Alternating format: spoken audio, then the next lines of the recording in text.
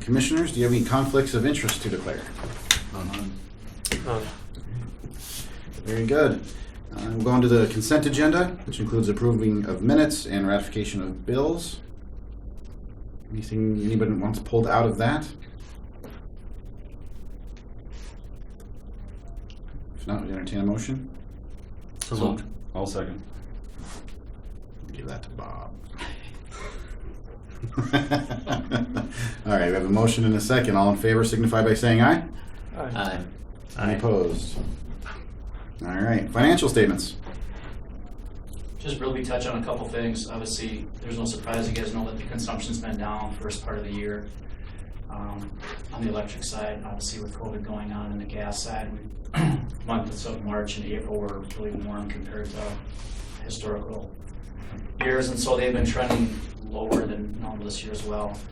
So overall financials are going to be down as far as the P&L statement. A couple things, the power cost adjustment, I think we've talked about that a couple times. We haven't nearly given back or haven't collected additional revenues for the power cost adjustment on the electric side. Part of it is the power supply is down this year with our transmission costs and our base load energy supply, so that's reduced some of the power cost adjustments that we've typically had. We also have, if you look at the balance sheet, we also have one more. Our threshold on the electric side goes from $400,000 to $1.2 million in that rate stabilization fund. I think on the balance sheet we're about $405,000, so we're still above that minimum threshold, which means the month of June there won't be a power cost adjustment either because we have to get below the minimum threshold. So the earliest we'll see a power cost adjustment on a customer bill would be August at the earliest, and that will be dependent on what our transmission costs are and what our overall power supply costs are. So we're going to have a significant amount of months where we didn't have a PCA. I anticipated that for 2020. I reduced the budget about $500,000 in PCA revenue coming in just in anticipation of that. So we'll see how that plays out. I'm anticipating us taking back up for August. Will probably be a month, and then we get into the fall rates with MRES where they dip down in the fall. So right now I don't anticipate us probably hitting our PCA budgeted amount. I think we're going to be below that relative to market purchases are going to be well below $27 a megawatt. They're still in the high teens, low 20s. So the cheaper we're getting the power, the less ability or the less we need to charge our customers for that increased cost. So that's trending as anticipated, at least through this amount of time. On the flip side, the gas credits, even though we've had a reduction in consumption, relatively speaking, we're not too far behind off on the credits on the gas side. Part of the biggest reason for that is our base load contract gas went up in 2020 with that 80% of contract gas. Our contracted gas pricing last year was $4.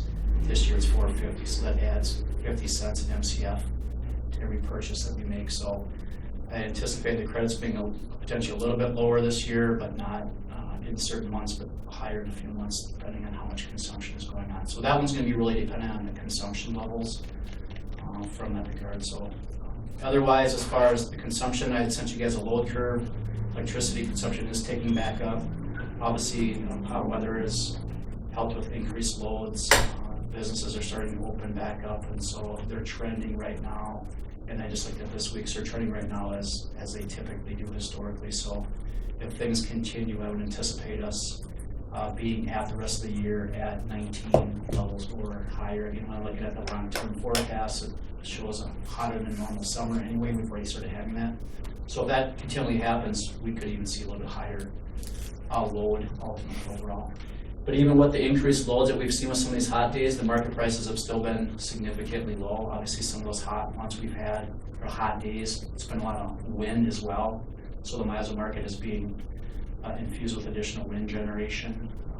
So that obviously helps temper the wholesale prices on the MISO market. So we'll keep watching that, and we have been generating some of our generators. We contract that gas through the summer months, so we've been running some of our generators. We've been kind of balancing those between units 5, 6, and 7, just to make sure we're putting hours on each one of those and making sure that units 6 and 7 particularly are getting some run hours so that we can make sure that things are running before our warranty period. And so we have system control kind of balancing the runtime of different units because they're all roughly the same heat rate.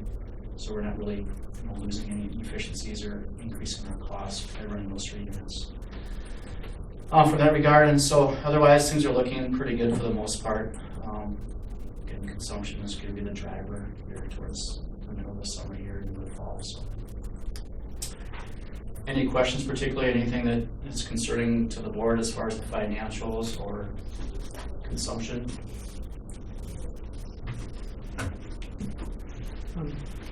No questions?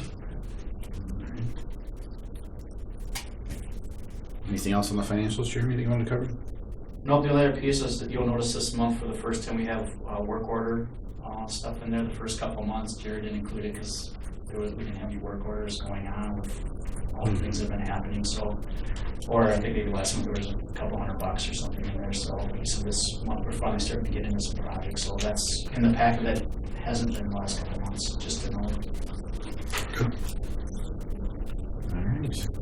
Entertain a motion to approve the financial statements. So moved. Second. Motion by Matt, second by Monty. All in favor signify by saying aye. Aye. Any opposed? All right. Open forum. Doesn't appear we have any visitors today. And communications. Are you sitting in for Matt today, Mark? Well, not really, but I don't have anything to report on his behalf, really. What about on your own? We can skip ahead and that would answer it. No. Well, in many ways, that's a good thing. Right. So, all right. Anything to report for the divisions, Jeremy? No, most of the projects are going on now. As far as the new services, we're keeping up on that and some of the road projects. So weather's been nice. We haven't had a lot of rain, so keeping up on all that. And then obviously some of the maintenance, because we're not getting as many projects, street projects and city projects as we typically have been. We're able to get ahead on some of our general maintenance and conduct work as well. So that's been going good from that standpoint. Good. You want me to go through the list of different other items I have? Go for it. Okay. Couple updates on the EV charging quick charger. We have that ready to go. We've got the electrician lined up for that. All we're really waiting for down there on that street project now is to get them moved further to the south so that there's less traffic in that intersection, because it's kind of a safety hazard right now. There's a lot of traffic. Washington and Maine, right? Girl Scout Park would be what? First. Franklin. First and yeah. First north. Yeah.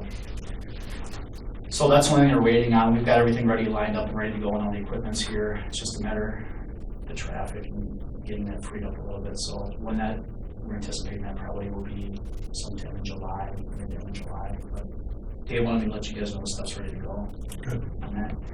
On the unreceivable or the unpaid collectible balance, I kind of gave you guys an update on where we were at with collecting on that old, some of that stuff that's past 30 days. We're at about 15,000. And I sent that email last week. We're up to 23,000 in collection. So Terry has added another $8,000 to that. People are starting to use those energy assistance agencies. So we've been reinforcing that through personal calls and emails, and so a lot of people have been taking advantage of that as well with some of those big balances. So that has helped continually promoting that. So that's helped bring those balances down from that regard.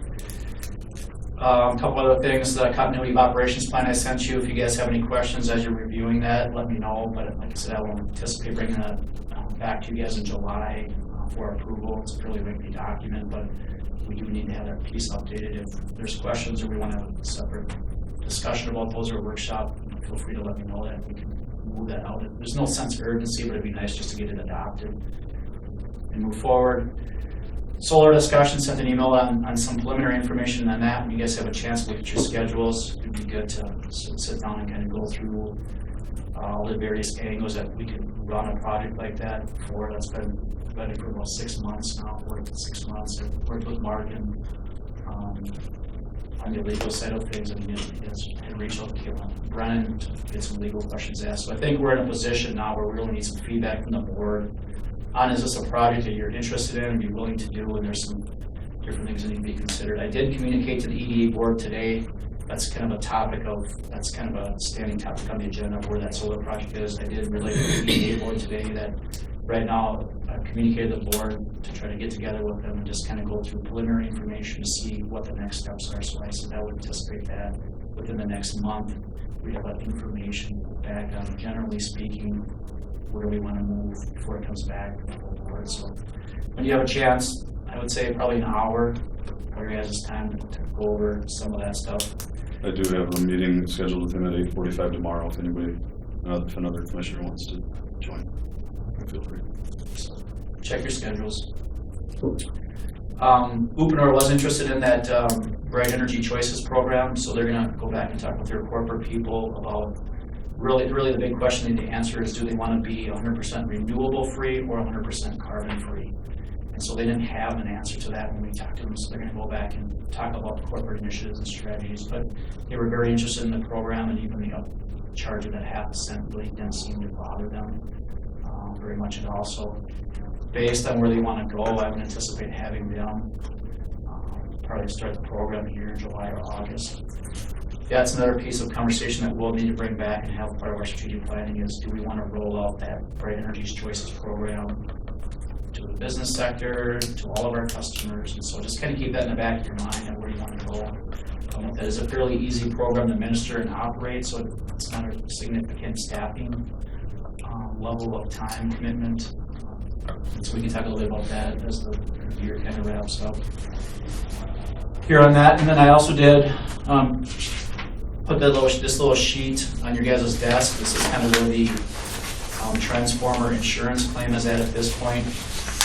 I did talk with the lead today a little bit, and it was just really marking and kind of where we're at. I think at this point it's more of a standstill between the two insurance carriers. So I have communicated with the League of Minnesota Cities that our city attorney will be sending a letter to both insurance companies, and there's a provision in each of the insurance policies that speak to a joint loss dispute agreement.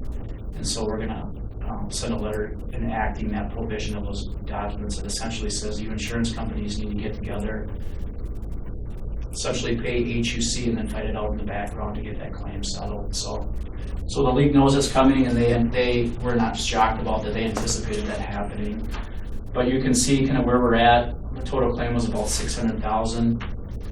We've collected about $285,000 of that. There's another about $120,000 that has either been acknowledged by the league, saying that they'll cover some of these things like the soil remediation, which is just an estimate. We won't really know until we start digging that groundwork over there, whether it's going to be $20,000 to remediate the soil or $100,000. But that's part of our League of Minnesota Cities insurance policy, is they cover soil remediation because there is contamination in the ground from the fire, and the EPA is aware of that. And so as long as we're not disturbing the ground right now, and we're not going to do that until we're ready to dig and put the pads in, they're okay with that piece. And then we have our League of Minnesota Cities deductible in there that we have to pay on that. So right now, the unaccounted for claim amount that no one has acknowledged that is there that needs to be paid is about $168,000. So that's kind of where we're at on the insurance claim. I would take action to kind of see how we move forward on that piece. I would anticipate, let's mark it, I mean, it's going to be several months, 6 months before it really gets resolved, kind of that residual piece. But we'll go through that process and see how that plays out. So that's where that piece is at. Is this pretty typical of how things like this go? Is it that slow of a process usually in situations like this? I know it's not anything that happens every month, I understand that, but I would say from my standpoint, no, not for me. From all insurance claims I've been a part of, they've usually resolved them fairly quickly. I think what kind of complicates is there's two insurance companies that are involved in this one. And that's what I was going to say. Yeah. To me, that's all the difference is. They can spread some responsibility around to the other carrier. They're going to do that. It's going to go back and forth for a while, but it Right. does. Yeah.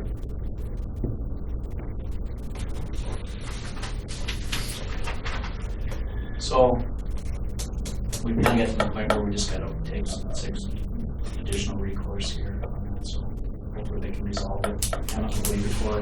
The next step after that is arbitration in the policies. If they can't settle it through the joint loss dispute agreement, then they have to settle it through arbitration. So that's where that. I guess the nice thing is that the transformer projects are going to be out of ways anyway. So it's It's not that we need the cash flow for that piece, but yet we still want to make sure that we're getting whole, since we are paying premiums to both carriers for that stuff. We want to make sure that we're not losing sight of that stuff. So they're both well aware of what the carriers are. So that's what I got. Okay. So Angie, you'll be coordinating a date for us to get together? Right? Yes, I can send out an email. Thank I you. know what your schedules are. I can't make tomorrow. Again, One of you can go, that's great, but just one. Otherwise Angie's head will explode. Yeah. Next week or two. Okay. That's good. Any other questions from the commission? Okay, policies, looks like we had some up for review, but no changes. Nothing at this point, no. All right, that takes us on to new business. And first on the docket, we have approved requisition 8444, plat number 2 substation circuit breakers. So over the years, we've been replacing some of our old breakers as part of our maintenance program. These couple have been failing off and on, and so we did anticipate, but we put that in the CIP budget for this year to replace those and to keep those things standardized. With that, we did. There was a question related to the one vendor that we went with. I did follow up with Dan a little bit more on that piece. Right now we have old GE circuit breakers or GE breakers in our substations. There's only 2 companies that make retrofit breakers for those old type of GE breakers. One's called Eaton and one's called ABB. Years ago, they made a decision to go with the retrofitted ABB breakers. At that time, they were cheaper than the Eaton ones, and so they want to standardize the breakers in our distribution substation system. And so ABB is the only vendor that provides that type of retrofit breaker that is standardized with all the rest of them that we have within our distribution and transmission infrastructure. And the only supplier of ABB is Wesco. So they're the sole supplier of the type of breaker that we're using right now. So the recommendation to go with this particular vendor and this breaker is basically the sole proprietorship of that type of breaker. So that's why you only see one quote coming in. Mainly, I did ask about bidding out the Eaton one, but then we don't have standardized breakers. They're not all the same. We don't want to maintain 2 different types of breakers, 2 different types of components. And so the thought process there was to keep everything standardized within our system. So we have one supplier, one inventory of components. Are we okay on that front, Mark? Yeah, we are, especially considering the price. It isn't up to the bidding level, so.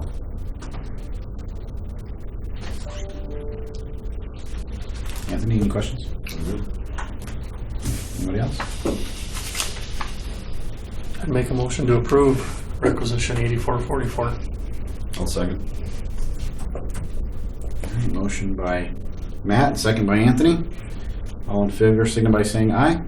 Aye. Any opposed? Motion passes. Next, we have approval of the 3M CIP rebate for 2019 and quarters 2 through 4 of 2019 and 2020 quarter 1. So this is just part of our normal CIP program. Obviously, we'd like to have the CIP rebates a little more timely than getting into the next year and getting the last 3 quarters of last year, obviously from an accounting standpoint, but obviously didn't work that way. We just couldn't get information in a timely fashion. So you're getting essentially 4 quarters of 3M rebates for you guys to approve. Since they're over the $25,000 threshold, the board needs to approve those rebates.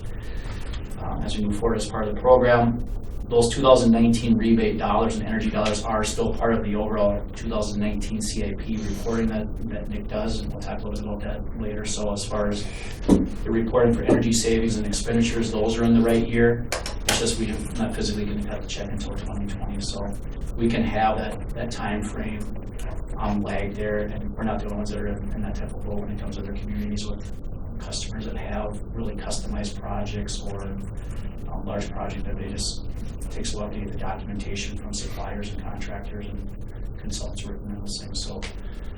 So we're asking you to approve the rebate for the CIP stuff. All right. Any questions from the commission? Jeremy, how does this year's rebate request compare to the last few years, dollar amount wise? So I did look, so this year, if you look at just the 2020, the first quarter, we're asking for just over 26,000. The full 2019 year, we rebated 354,000. 2018, 78,000. 2017, 55,000. 2016, 55,000. And 2015, 40,000. So they're fairly consistent between that $45,000 to $70,000 range, depending on the projects they have going on. I did talk with Nick a little bit more today about the types of projects they're doing. You know, a while back, they did a couple years, they did a couple year re-retrofit of their plants out there. They've changed out some bigger pieces of equipment over the years.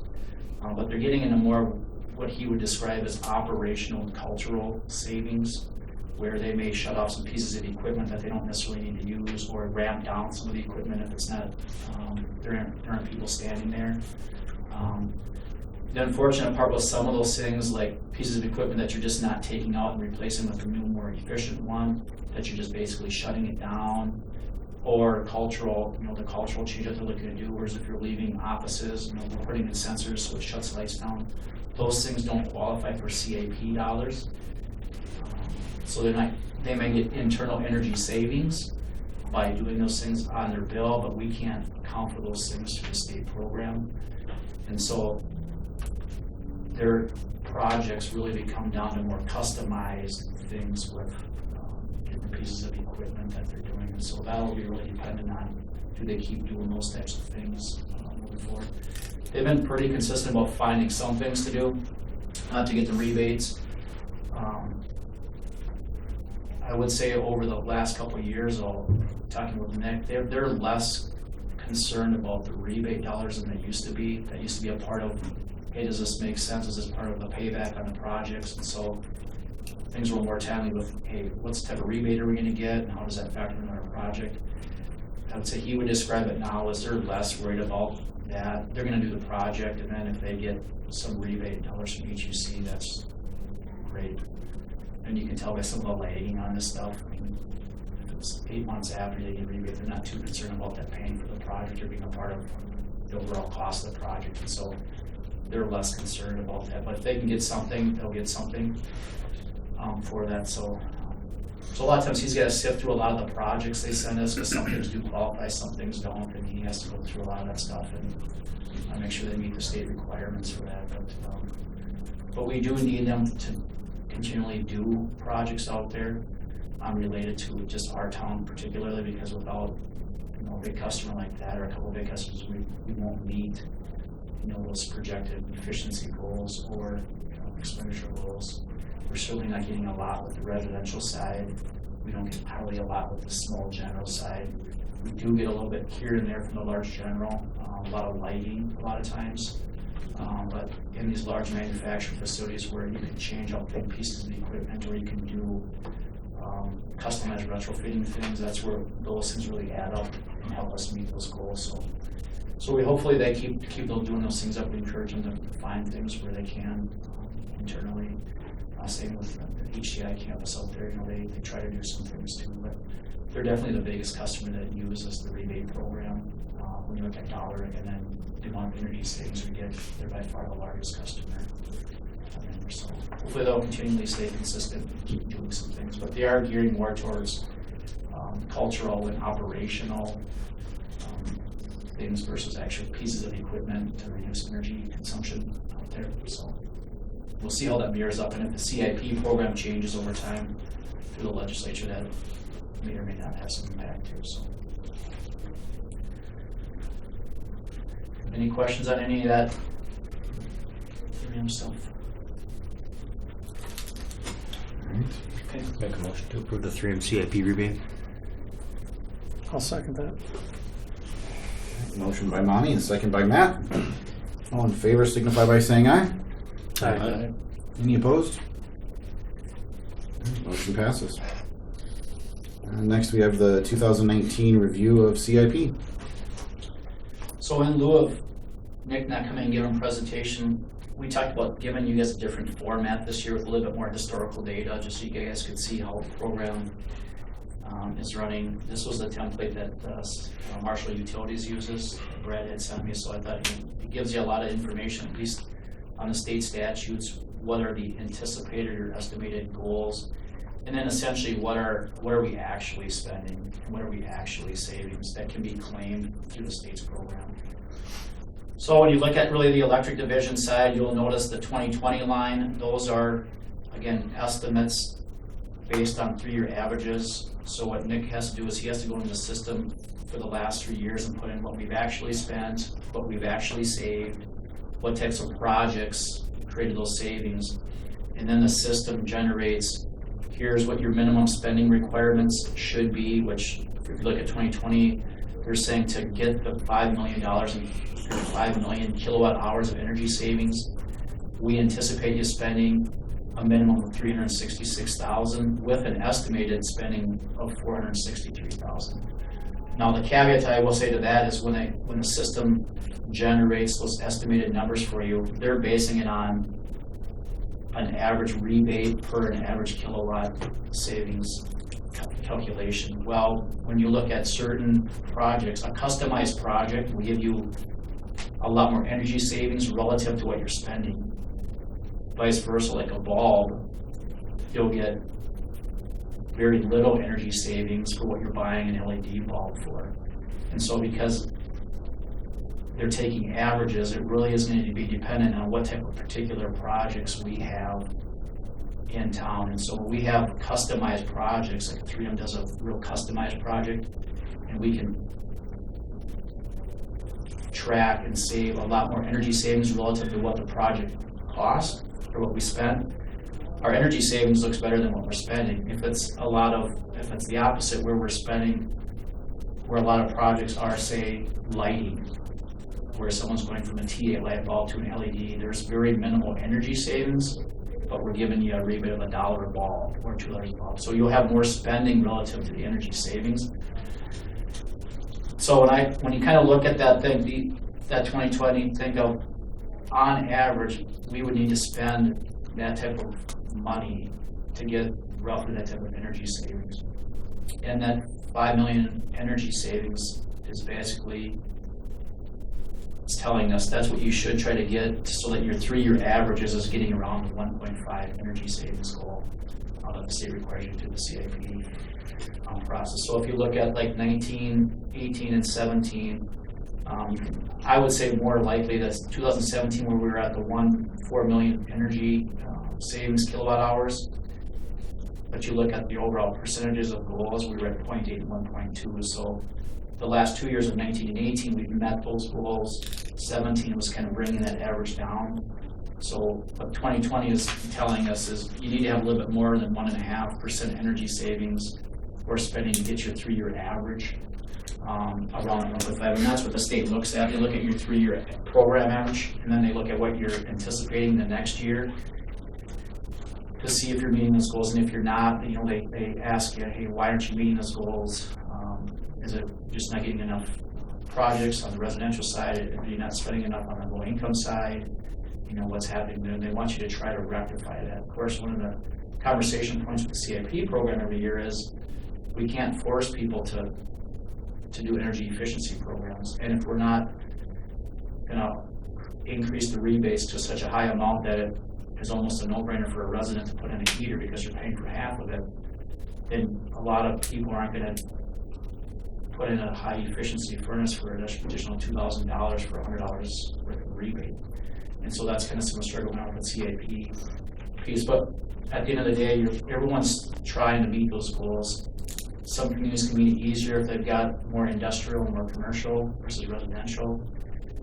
But the ones that are more, what I would say, residential and small general customers, a lot of them don't meet that. So we typically will meet it most of the time with ours. Again, as long as some of our big customers do those things. If we had to rely just on residential or low income, we would never meet those things unless we decided we wanted to spend a whole lot more for a rebate program than what we're getting in energy conservation. So really the driving force now with the change in laws has been your gross operating revenues. It's kind of related. So 2020, we look at those lines both on the electric and the gas side. Those are what the system is spitting out, saying this is what we're estimating you would need to achieve to keep those 3 years average running. And then the 19 through 2010 is actually what we've actually spent and what we actually saved in energy savings that we could capture. So I don't anticipate us on the electric side or the gas side spending that kind of money, that amount of money.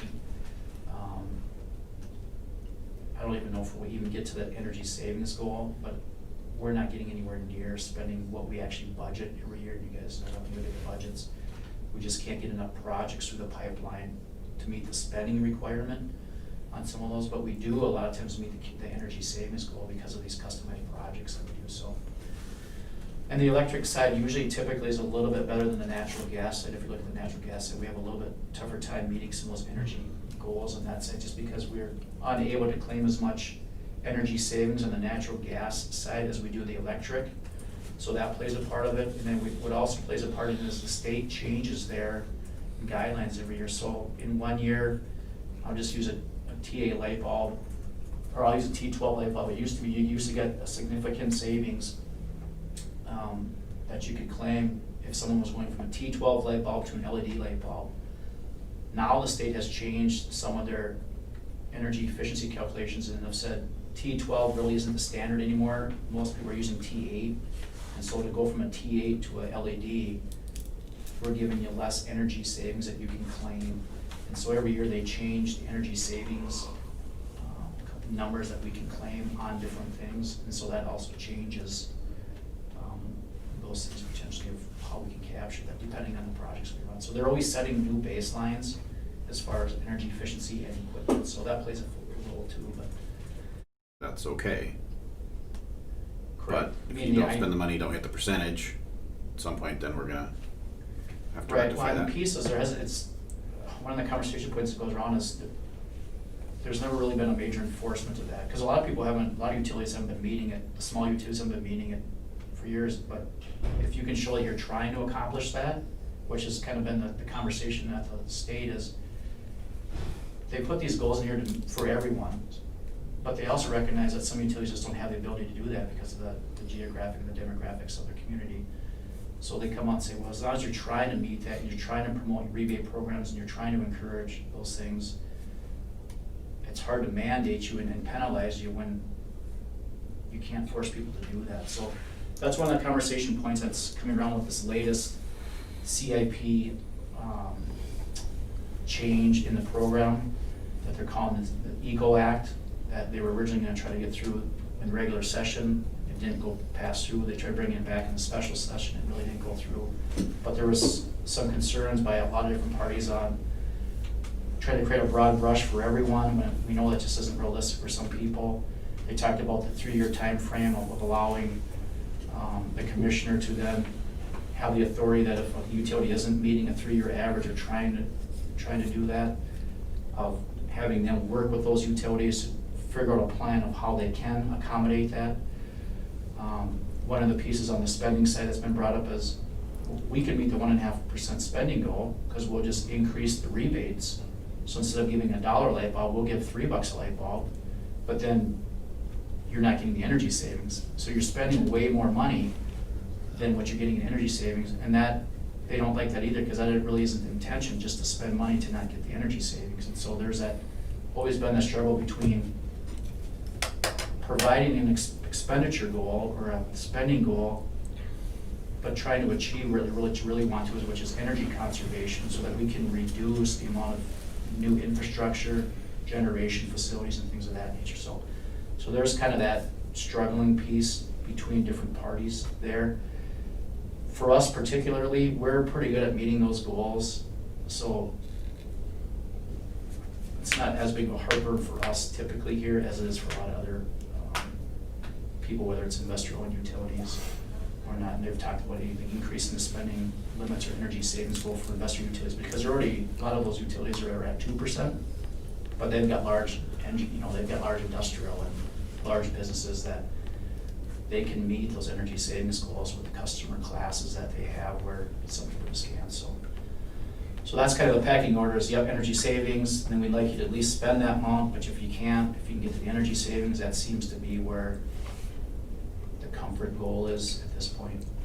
But again, it's something that could change with the EGO Act if that gets adopted too here, or that kind of revised. But everyone understands that this program needs to be updated and modernized for today's world, so we'll kind of see where that goes, but. Any other questions? That's a lot, I know. Take It's, a drink of water, man. Okay. All right, next item on the agenda is approve awarding the bid of the MVA transformer. so we had the opening bids on May 27th. We did receive 4 bids. You could see the bid tabulations in the packet. And then also the recommended letter from CE Power. We did also, staff did review the bids as well and confirm with CE Power that the lowest responsible bidder was Virginia Transformer. So we're asking the commission to approve the large 25 MVA transformer to Virginia Transformer.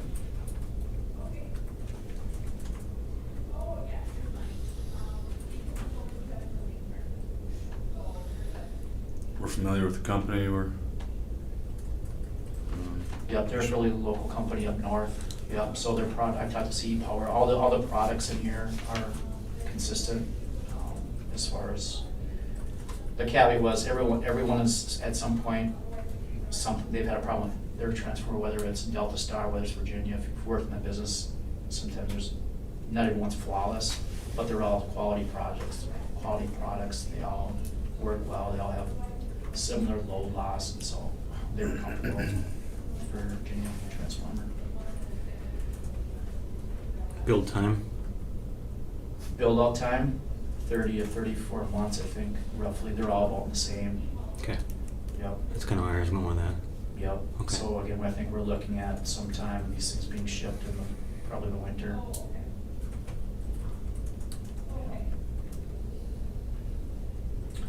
And then with Virginia, same with this and then the grounding transformer that we're gonna recommend. In the same process, we'd ask the commission to award the bids. We would come back with contracts and have you guys approve those contracts and then start the process. Within both of these contracts, or both of the bid specs, we advertise that once the bids have been awarded, that within roughly 14 days, I think it is, says 14 days, that we would put a contract in place. So the reason I'm bringing it up is if you award the bids today, you guys just need to know we'll have to come back and do a special session or special meeting at some point once we get the contracts signed by vendors, and then get you guys to sign those too, so that we're locking in that pricing, locking in that, and we can start the production. So So what did you say that build out time was? 30 to 34 months. So they get delivered in the winter? months or weeks? Or did I say weeks first, or did I say You said weeks? months. You said Months. You said months. Months. Oh, weeks, I meant weeks. Okay. Okay. So I'm sure you're right, yeah. Well, that's why I asked again. I'm like, that's Yeah. a really long time. 30 to 35 weeks. I was looking at her, she's like, So right around what we Okay. originally, probably on the back, and now we originally said 6 to 9 months, we're probably looking at 9 months. And that works out well because the transition to winter wasn't a good timeline, right? Right, the only piece is then we have to back from that time and make sure that the sites are prepped and we've done the remediation, the pads are ready to go. We can transport those things in the winter time and install them and hook them up, that's not a problem. So we just don't want to be doing it when there's peak load going on, where we have to divert things. Okay. So the timeline should line up good, assuming that they meet the timelines, right? Okay.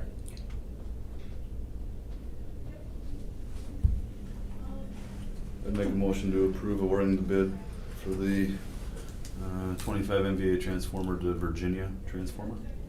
I'll second it. We have a motion by Anthony and a second by Bob to approve the bid on the 25 MVA transformer. All in favor signify by saying aye. Aye. Any opposed? Motion carries. All right, next item is approve awarding the bid on the grounding transformer.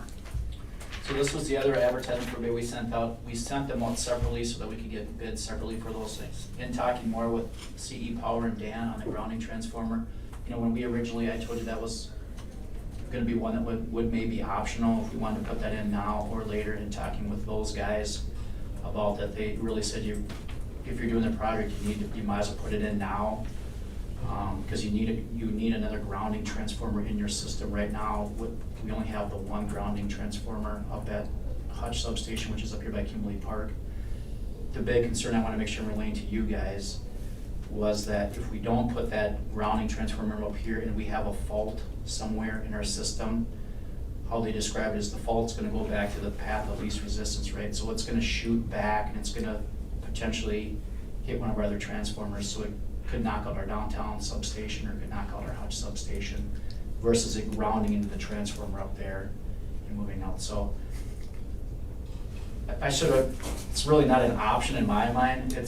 I'm recommending that we should approve that so that we're protecting our whole distribution system here by not faulting and wrecking something else of ours. So, but I still think it was good to have a separate bid and not having an alternate option just so that we could get separate pricing, competitive pricing for that, and there was no, I'll give you better pricing on the big one if I get the small one. We wanted to make sure that we were getting good pricing on the separate bid. So I thought that was important that you guys know from a distribution system the importance of the grounding transformer out there. And it will be obviously just be replacing something similar out there. There's a lot more equipment that is out there than what we need moving forward, and that was just stuff that kept getting added to that substation as the town grew and we added the industrial park. We just kind of kept adding pieces of equipment to essentially do what these two will do now. The technology that's out there now, and you know, the grounding transformer, the big one, will step up and down and control our voltage and things that 2 pieces of equipment will do that 5 or 6 pieces we're doing over the last 4 or 5 decades. So the bid awards are in there, or at least the bids came in for the grounding transformer as well. So we're recommending going with Virginia Transformer for that one as well. The lowest bidder actually, if you look on face value at them, was Pennsylvania Transformers, but they weren't going to honor that bid unless they got the big transformer. And so because they weren't the lowest bidder on the big transformer, they wouldn't hold the pricing on the Pennsylvania, or on the grounding transformer, so. Does that disqualify them anyway? That disqualifies them anyway, right? So the lowest one in there is Virginia Transformer of the 3 bids that we got. That should make logistics a little easier for you guys. One company instead of 2. And I think locally in the state, so. Mark, any concerns from a legal perspective on disqualifying Pennsylvania? No, not at all. Matt, pardon me, Jeremy and I had a chance to talk, I don't know, 3 or 4 times about potential issues and don't have any concerns. Okay, thank you. Jeremy, did you say that there's one grounding transformer in operation right now? Correct, we've got the Hutch substation is up there. Okay. Oh, sorry for throwing you under the engineering bus here, but so theoretically this could actually work as in tandem, almost like as a, rather than a backup. Yeah, well, so the pieces it's gonna find, yeah, so that when there's a fault, it's gonna go to the closest grounding Right. fault, right? So if it happens to be down there, it might ground up here versus out there. Exactly. Piece, the nice thing, so it's more of a protection, additional protectionism, that it's not running to other parts of our distribution system that aren't protected. Yep. Particularly with this one up there too, with the large generating facilities and a lot of the feeders that are going in, there's a lot of load. And I think that's why the grounding transformer was up there, the old one was up there in the first place when they put that basal plant in, they added that grounding transformer, and because there's a lot of different voltages going on between the generating facility, the transmission line, and also our distribution, so there's different voltage. And so that's what the zigzag, the grounding transformer, and this new one will do, is it'll regulate the voltage. Yep. And step it down, step it up, so. Yep. So that's how Dan described it to me, is if there's a fault up there, because we've got a lot of generation, a lot of things going, it won't run the system and find a way to ground itself, it will round up at the plant. Yep. Yeah, awesome. That's a huge benefit. Yeah. Any other questions from the commission?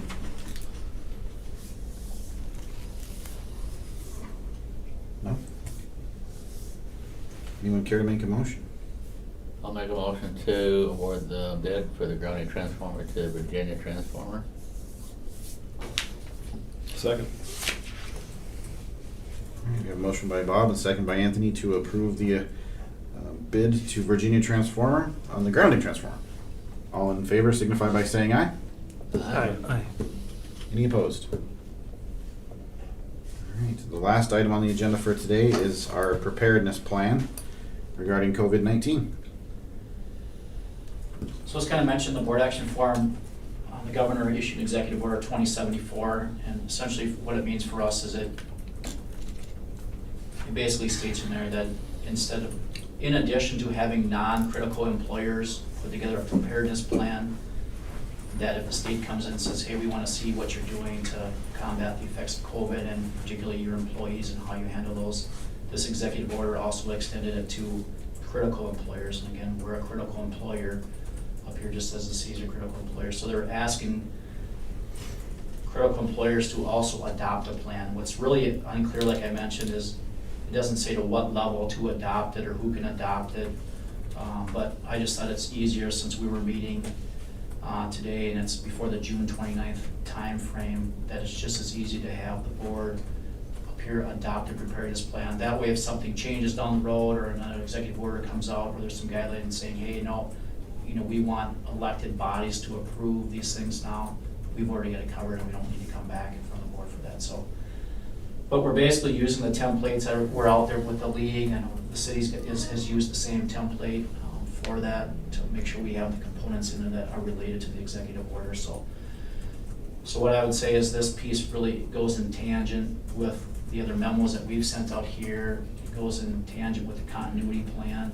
The continuity plan is a little bit more broad than this preparedness plan, but all those things working in concert together, we have enough documentation, enough procedures and policies in place that if there's an issue or concern and the state comes in and says, hey, what types of guidelines and plans are you following? We have all that stuff covered through our documents and things like that. So that was the other piece why I think it's more important to have you guys approve the continuity plan as well, so that these documents are all in place this summer, and so that if there's a resurgence in the fall or there's other issues that go on, and that the board has seen the documents, that they understand the guidelines that we're operating under, and everything is, all the boxes are checked from up here. So that's what we're asking you to do today, is prepare or approve the preparedness plan based on the executive order from the governor, and we'll keep that on file. We'll distribute it to the employees. We'll post it at our different facilities so that they know what we're operating under in addition to the other memos. So this was the state's template, right? That they recommended and gives you some protection if we use it, right? Yeah, well, actually, it's more or less based on the Minnesota League of Cities after they analyzed the governor's order. So it looks very similar to the one that we used. Yeah, they are pretty similar to the guidelines Yeah. over there.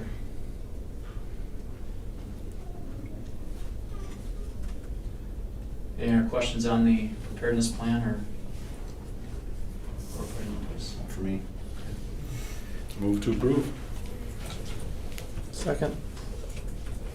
Motion by Anthony and second by Matt to adopt the preparedness plan. All in favor signify by saying aye. Aye. Any opposed? Anything else you want to cover today, Jeremy? That's Anything we not- missed? No. We need to get the full meetings back so you don't have to talk as much. I told those guys that we need to get back in the situation here so you guys can fill them in, but no, that's all I have for today, unless you guys have any questions on that. I didn't really give you guys a legislative update, at least with the utility stuff. The special session didn't go real well and they convened it, so there wasn't anything important to tell you at this point. So, Monty, have you been hearing? I'm assuming they're gonna have another special session, right? Yeah. So tension is coming up here. This is an extra special session. Let's just hope it's as productive as the first one. Well, and whether they cover utility stuff or not, I don't think. I mean, they got bigger fish to fry right now, but there's a lot of stuff that they get adopted. hear when you can meaningful legislative changes. That's what I got for today. All right. Entertain a motion to adjourn. So moved. I'm sorry, but All right, motion by Matt, second by Bob. All in favor, signify by saying